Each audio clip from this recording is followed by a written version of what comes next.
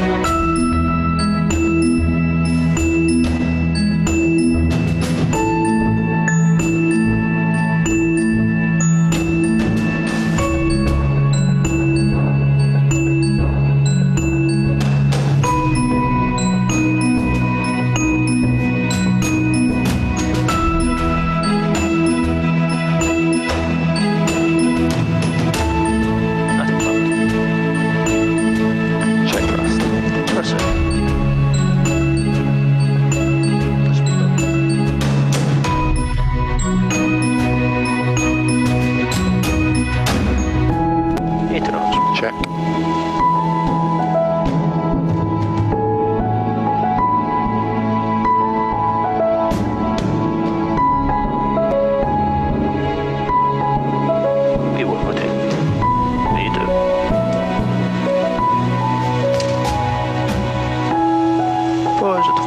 You're up. Switch it. Heading out. Copenhagen, good afternoon, Logan 843, flight with 360, waiting for exit. Logan 843, Copenhagen, identified, direct Arctic. Direct Arctic, Logan 843, thank you.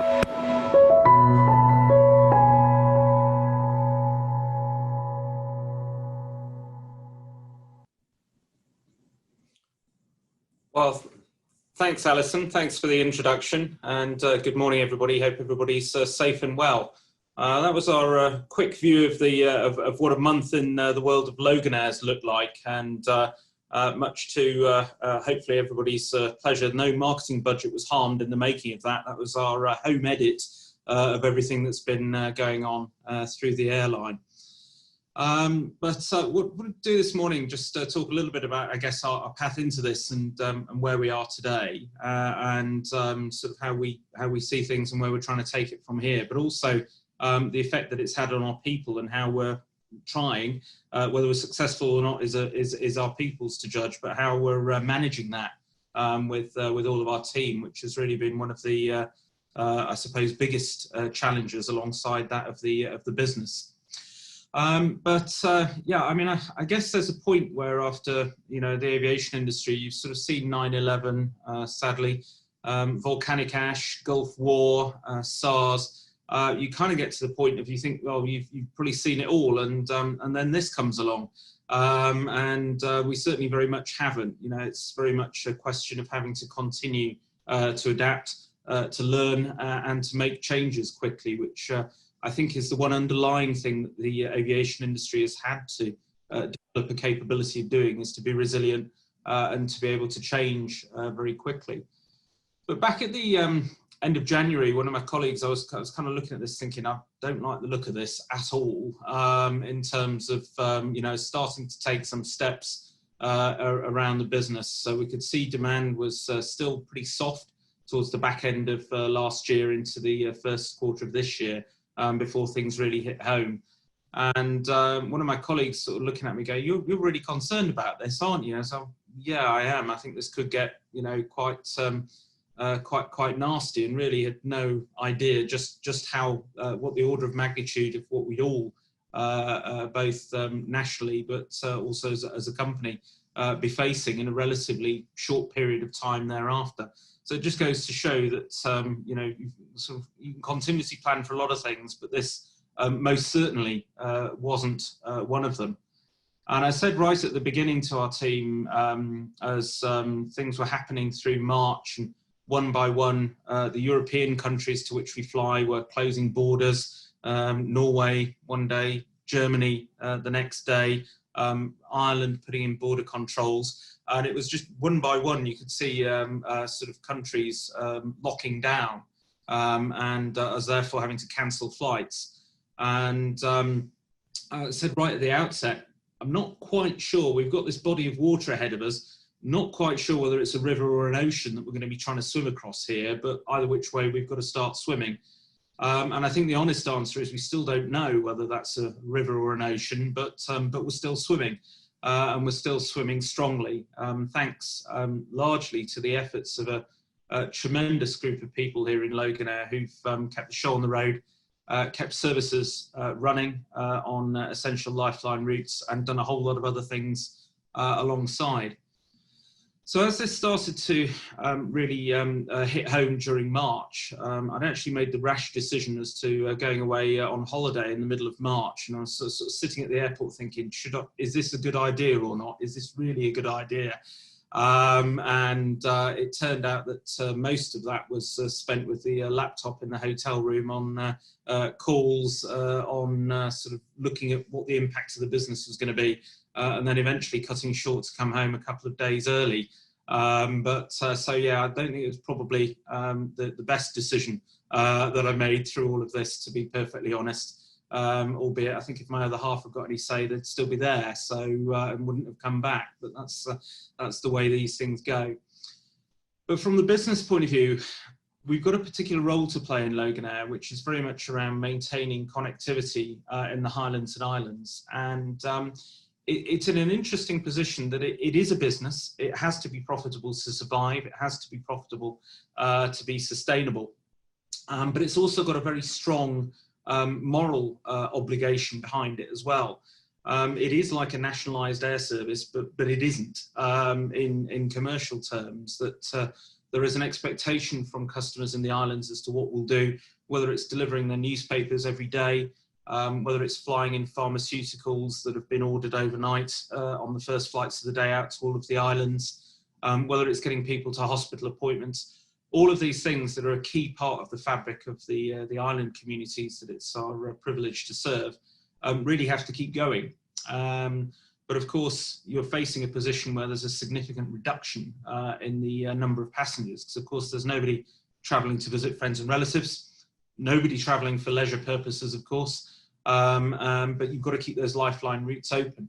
So we fairly quickly put a skeleton schedule, as we've termed it, in place in conjunction with Transport Scotland, which they put a financial safety net behind that into place for us, so that those services, we could guarantee that they could continue to be provided. Some of the services have that kind of system in place anyway, but the others that were deemed essential that didn't, we were able to put that into place very quickly. And I have to say the support from Transport Scotland through all of this has been absolutely superb. I think I just wish that some of that same level of support and speed of decisions and speed of implementation could have been echoed down the road, where it's taken a significant length of time to actually achieve quite a number of things that should really have been straightforward. But looking at the business, what we then said is, right, well, you know, it's much like, I guess, an airline, much like any other course of business. How do we take what we've got and how do we try and do something differently with it, and do something that's essential, do something that adapts to the current market? And pretty early on in this, I was actually quite struck that we got this stuff, which is the Orkney Gin Distillery's hand sanitizer. Gin Distillery instantly said, right, well, actually, the market isn't going to be there for that. How do we do something different? How do we produce hand sanitizer?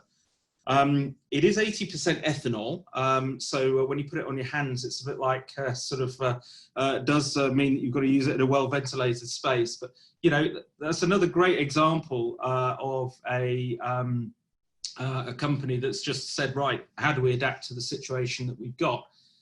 And that's very much what we've had to do in Loganair. So whether it's been a position of seeing the volumes on our Royal Mail flights every day going through the roof, metaphorically, not literally, I hasten to add, with the aeroplanes, but we've certainly seen a position where it's been like the run up to Christmas every day, and carrying loads of sort of 3.5 tons. You know, the aircraft literally loaded up to the maximum limits that we safely can for flying out to the islands. It was no surprise to me recently when Royal Mail published its guidance to say that 3 of the top 5 places in the UK for deliveries per person per head of population were Orkney, Shetland and the Western Isles. I think our team could probably have told you that before Royal Mail published that particular statistic. But that's been a huge job to make sure that we've got the capacity in the right place to load and unload those aeroplanes every day and keep that service going. But also we've been doing a whole host of other things. So fairly early on, we had some discussions around the ambulance potential operations and the requirements. The current ambulance service aircraft are fit for purpose. They do a particular job in a particular way. But when it comes to the challenges of carrying larger medical teams and patients potentially with COVID-19 out of the remote island communities, it does become more difficult. And that's why we've converted 2 of the aircraft that remain on standby today for the ambulance service. And those will remain in that role over the next couple of months, so that if there are any cases in the islands, the country nationally, the health system, has got the ability to be able to deal with that very rapidly indeed. Excuse me. There's a couple of other things that we've also done that have been behind the scenes. Of course, the impact of this on the airlines has been huge, but there's a lot more to the industry than just us. The impact on airports, excuse me, the impact on airports has been pretty huge as well. And we've certainly seen a position where the impact on ground handling agents as well has been more difficult. Please just excuse me a second. So we're working through all of that. And what we were not sure of is what's happening with the supply chain, how much of the services that we depend on, whether it's airports, whether it's ground handling agents, will stay there. And we saw an announcement yesterday by ground handling agent Swissport that it was going to be making around half of its UK staff redundant. Huge knock-on impacts. And one of the things we weren't sure about was whether actually all of the airports that we fly to would remain open. So at the height of this, our team did a great job converting our hangar to be able to act as a temporary terminal building for customers should we need to operate our flights from it. We've been able to stand that facility down. The airports have remained open, but over the course of a weekend, we converted our aircraft hangar while keeping it live for all of our essential aircraft maintenance as well. To have a terminal building with full social distancing measures in place, boarding gates and everything else, so that if we needed to actually do that, to keep those lifeline services open to the islands, we had the ability to do so. So there have been all sorts of things that have gone on through the background of the company. Taking on other flying as well.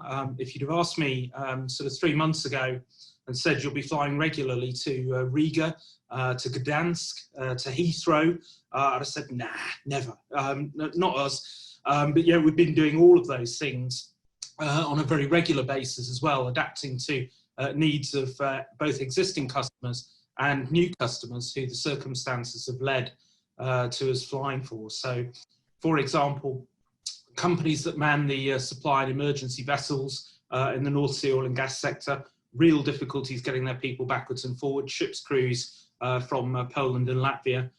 That's where we've been able to reach an agreement with them and actually start that flying for them, which is something new that's come out of it. So while there's been a absolutely enormous tail off in our conventional business, probably 95% of what we'd have expected to be a business at this time of year just simply isn't there.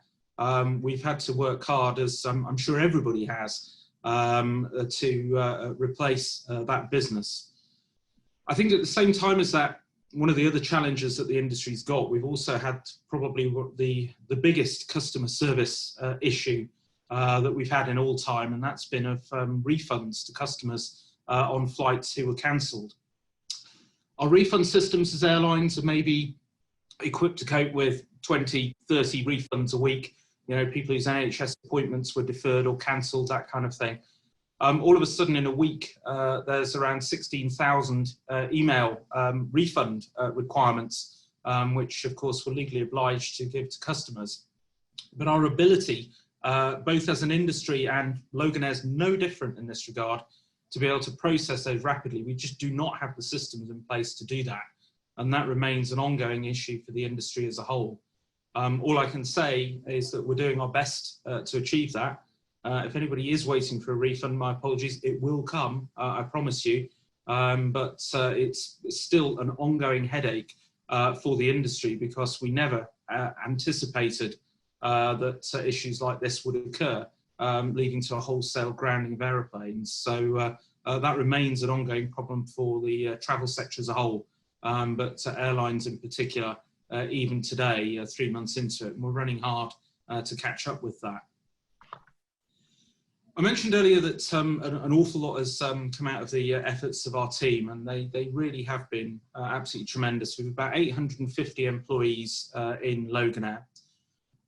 We have made fairly extensive use of the government's coronavirus job retention scheme, but in our case, it very much is a job retention scheme, and we are expecting that you know, everybody who is furloughed will be able to return to their roles. So the furlough programme, I think, has been one of the good points from government. I was certainly amazed at the speed at which the furlough claims were turned around and paid to us as an employer. I think that's been a credit to the people who've worked on that to make that happen. But the way we've done that in Loganair, we've still been running around half of our aircraft fleet, so roughly 22, 23 of our 44 aircraft in the fleet at any time. So aside from a small group of people who were on a critical worker list, and a small group of people who elected to be furloughed because of medical reasons or issues within their household, whatever that may be, the rest of the airline's been in two groups, and we've been taking it in turns, month on, month off, to look after the airline operation and make everything happen. It's worked well for us. It's worked well because it's kept people closer to the business. It's worked well because also in aviation, we have safety-based recency requirements as to how long you can go without having flown an aircraft. So being able to do what we've termed furlough a day every month, and one group goes off, the other group comes back, has kept everybody within recency to be able to operate within all of those safety-based parameters. And that's actually been seamless, surprisingly. It's worked very, very well indeed, but it has meant that the financial burden of furlough has also been spread across the work group as fairly as we can manage it. Before the coronavirus program, furlough program was put in place, we'd also approached all of our staff to say, look, we think we are going to need to put some salary reductions into place here. So everybody who has been working at 80% of salary. And I think, you know, the fact that every single one of our employees signed up for that and said we'd rather do that than see the company start a redundancy program has been, again, a testament to the spirit that prevails in the airline. But I've made it very clear that I'll be the last person to go back onto full salary within the airline for as long as any of our team are either still furloughed or involuntarily accepting any form of salary deferral. Then I'll be the last one back in that regard. I think it's only fair and right to do that. Another thing that we did last year was we published what we call a flight plan, which is a big document setting out everything we're going to try and do in the course of the year. And it, I guess, takes our financial plans, the budgets and the spreadsheets that we all spend half of our lives doing and reworking.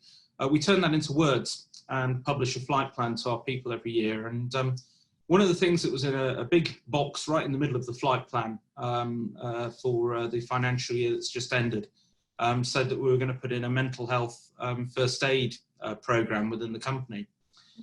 And I have to say I'm really, really glad that we did.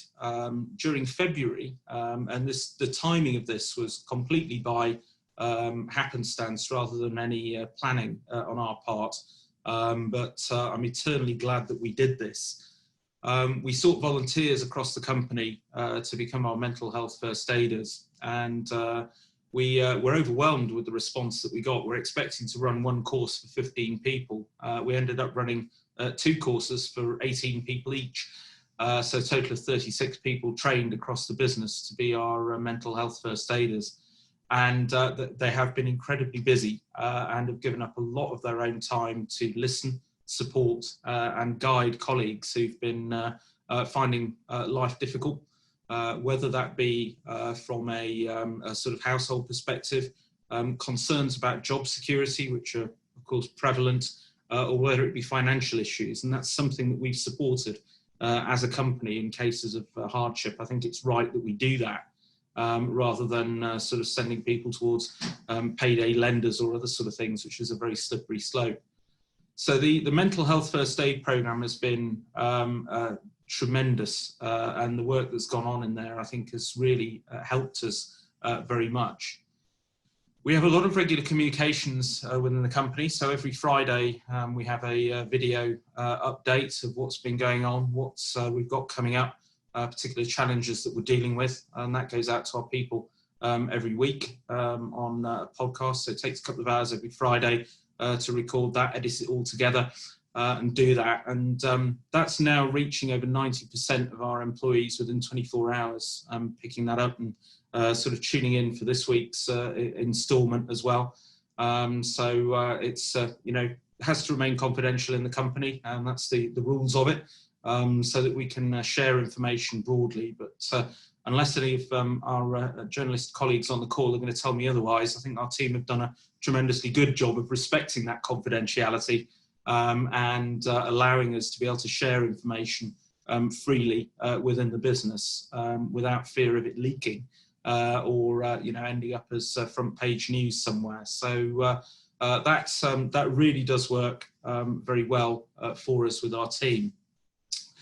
As well as that, we've been doing regular email updates when we've got something to say. There were occasions in March where we were putting out 2 or 3 email bulletins a day to keep people up to date with what was going on, with closures of bits of the route network, the changes going on. And then we've been backing that up because, of course, of our 850 people, they're scattered across the country, as far north as Shetland Islands, where we've about 30 people based, as far south as Chester, where we've also got about 30 people based, and pretty much everywhere in between. So we've been spending 2 days a week pretty much solidly on Teams meetings with them, talking to them about their specific roles, what's going on in their part of the business, what they can expect to see in terms of the business coming back. And the response from our team to all of that has been very positive indeed. It doesn't take away the concerns that people, of course, have got about job security, but the thing that we have been able to do through Loganair, and again, it's completely by fortune rather than by design. Of course, shortly before the whole pandemic hit and lockdown started, the UK's largest regional airline, Flybe, ceased trading, and it meant that we kind of rather uncomfortably took on the mantle of being the UK's largest regional airline at that time. I have to say that's not a title that I sort of look at with any degree of delight, given the number of people who've held it over the years and have come and gone. Air UK, then Flybe, you know, it's sort of an uneasy place to be, but I think very much one where you have to just remain focused on the business and not get too carried away that you are the UK's largest regional airline. You might be, but you've still got to be in business.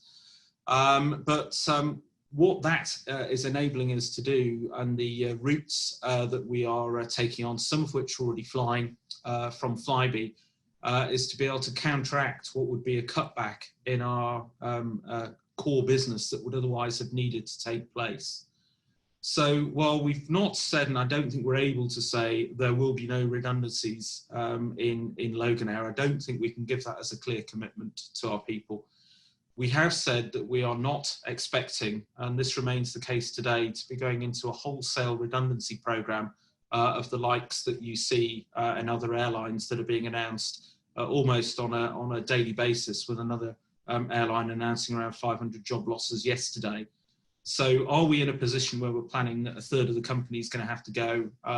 No, we're not. We're fortunate for that. As I said a moment ago, that's by good fortune rather than by design and strategic planning, because of those other changes in the market. But it does mean that Loganair is equipped to be able to pick up, as we have done, a number of former Flybe routes which are essential for connectivity to and from Scotland. Flybe didn't fly anything within Scotland, so all of the intra-Scotland services were operated by Loganair. But on routes like sort of Glasgow and Edinburgh to Southampton, and Glasgow to Belfast City that we announced last week, we are able to pick those routes up. That does help us to keep our aircraft fleet size and our employee groups at roughly the same size, but flying to different places, a different structure that we've put together behind that, but avoiding the wrecking ball, which many other airlines have had no choice but to go down the road of in terms of mass redundancies, and the impact that has, of course, on employee groups, and of course also the costs that has in terms of funding those redundancies and restructures. So I regard ourselves as fortunate at somebody else's expense. I make no bones about that. That is a path that we are able to take because it is open to us, and it's one that we'll gladly take to keep Loganair strong, stable, and solid, but not getting carried away with ourselves. I think the other thing, as well as that sort of piece with the job security that we've been in a position to be able to be more forthright about, the other great thing that I think has happened through this has been the volunteering effort. A big number of furloughed airline crew have been involved in something called Project Wingman, which is putting first-class loungers into NHS hospitals effectively. And a whole host of our team have stepped in, running the facilities in Edinburgh, in Glasgow, Aberdeen, Elgin. Project Wingman's now in over 60 hospitals over the country. And we've been enthusiastically supporting that as a company in terms of their efforts. The guys have done a brilliant job with it. But as well as supporting the NHS, having all of the airline people together in working on a shift pattern has actually been very helpful for them, maintaining a semblance of normality in life, continuing with a sense of purpose, but also to share burdens as to what's going on in their respective airlines. So you'll find in Edinburgh, where Paul Singleton, Virgin Atlantic 747 captain, who himself is at risk of redundancy, is running the Project Wingman over there and doing a sterling job. He's got a number of Loganair captains, first officers and cabin crew, alongside people from EasyJet, British Airways, Jet2, all working together in that facility to bring benefits to the NHS staff in there. So that's been something I've been really, really heartened to see. I think it's has a lasting legacy out the other side of this as well. But the key now for us is around rebuilding and recovery. We were the first UK airline to put health measures into place and a comprehensive programme of that around 6 weeks ago now, to say, right, here's what you can expect as a customer if you're boarding a flight. It does mean wearing face masks on flights. Social distancing on an aeroplane just simply doesn't work. But it also is around things like zonal boarding and disembarkation. A very significant focus on additional cleaning measures on our aircraft, both between each flight and overnight. All of those changes that have taken place. We were taking part in the working groups, the cross-industry working groups, back through May about what was called Restart. And I was sitting there thinking, well, hang on a minute, we're not restarting, we're already flying, we're flying every day. So we've got to do something. We can't sit around and wait for that outcome from government and wait for somebody to tell us what to do. We need to get on with this. So we did. We designed a programme, we put that into place, and coincidentally the industry guidelines that were published about 2.5 weeks after that were almost identical to the measures that Loganair had done. Again, nothing clever about it, it was common sense. We did what was the right thing, but we were able to get that into place. And we are seeing a number of full flights through the network. Not many, I grant you, but we are seeing a number of full flights, particularly on our services from Derry to London Stansted that we operate.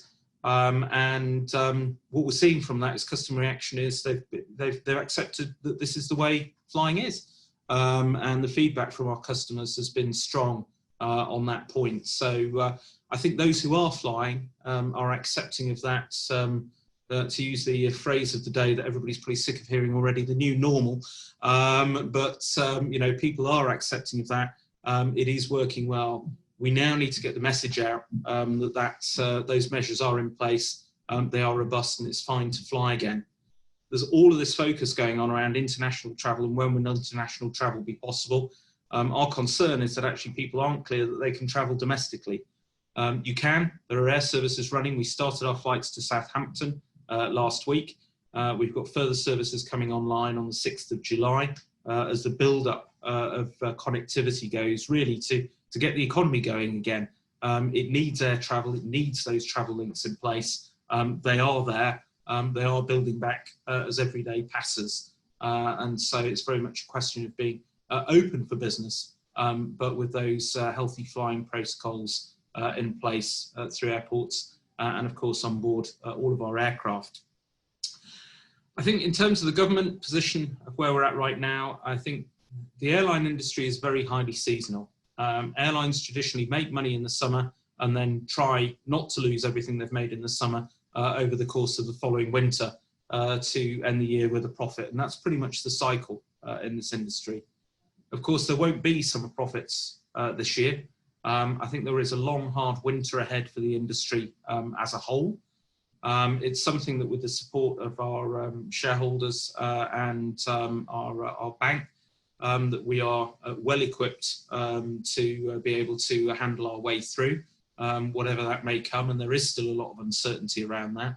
But that confidence from all of our key stakeholders is very welcome indeed, of course. But in terms of the government, I think what we're pushing for now as an industry is to say two things probably more than anything else. Number one is to be able to extend some form of flexible furlough program right the way through the winter. Otherwise, there will be further job losses in the aviation sector. You can see that across a number of the companies there, but that flexible furlough that's introduced from next week really is helpful. We need it to go on for longer because winter's always a tough place in the airline industry. This winter is going to be tougher, darker and longer than I think any that we've ever seen before. The second thing is that the Chancellor is expected to make a statement in July around the economy.